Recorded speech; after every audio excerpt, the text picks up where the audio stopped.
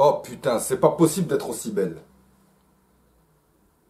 Salut à tous les supporters de l'AS Monaco, j'espère que vous allez bien. Les autres, il fait chaud quand même. Hein. Les autres, je vous en prie, hein, venez, pas de soucis, même si je sais que c'est le scandale de partout en Ligue 1. Ah, oui, oui, oui. Alors l'OL n'avance plus, l'Olympique de Marseille est en train de lâcher sa Coupe d'Europe, le PSG a totalement lâché sa Ligue des Champions. Enfin voilà, tous les projets sont remis en cause et on se demande bien quel visage aura la Ligue 1 l'année prochaine si on perd énormément de gros joueurs qui veulent gagner.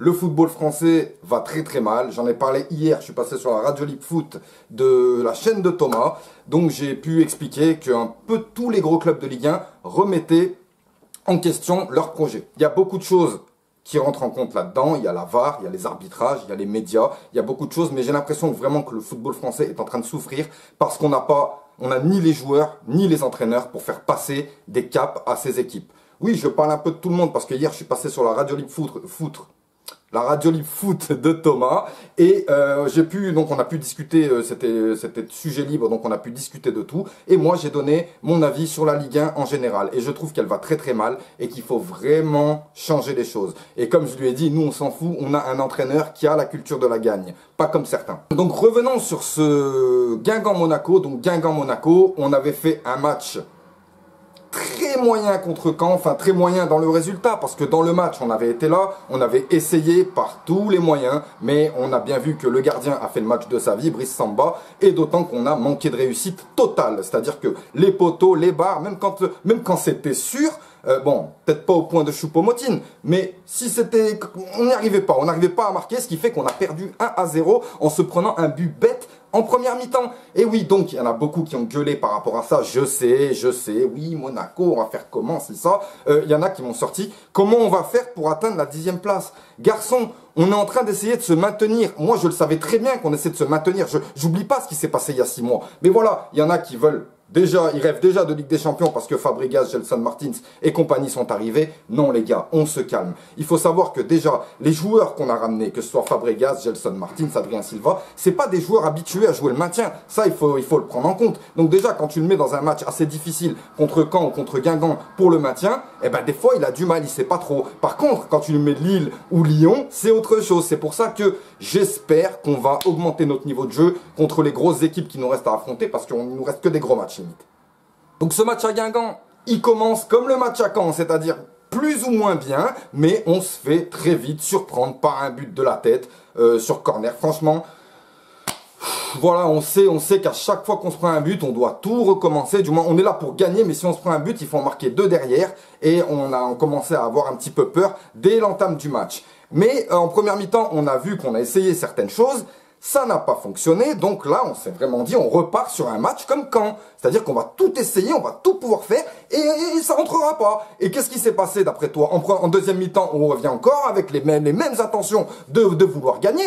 Et qu'est-ce qui se passe? On marque pas. Pourtant on essaye tout. On a fait rentrer Stefan Jovetic, on a tout essayé. Franchement on a tout essayé.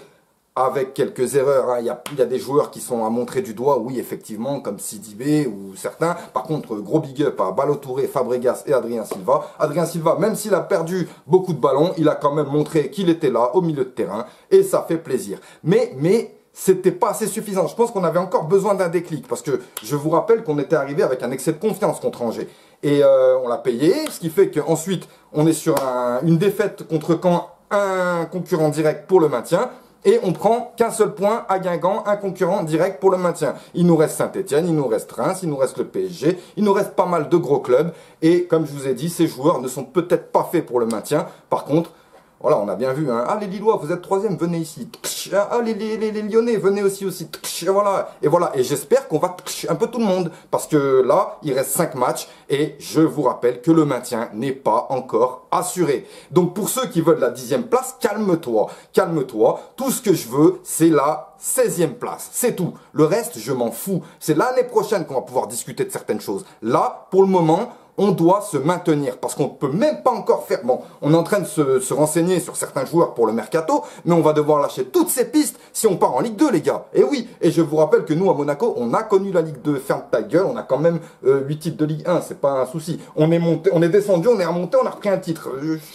Et là, ce qui se passe, c'est que dernière minute, bon moi j'étais limite, voilà, les commentateurs commençaient déjà à dire qu'on perd sur les terres guingampaises, machin, voilà. Et là, qui surgit? On l'attendait presque pas. Stefan Jovetic, merci à toi, merci. En plus de ça, ça fait un moment qu'on attendait ton retour. Ça fait un moment qu'on attendait un de tes buts parce que j'estime limite que tu es le meilleur de cette équipe si tu n'avais pas les blessures.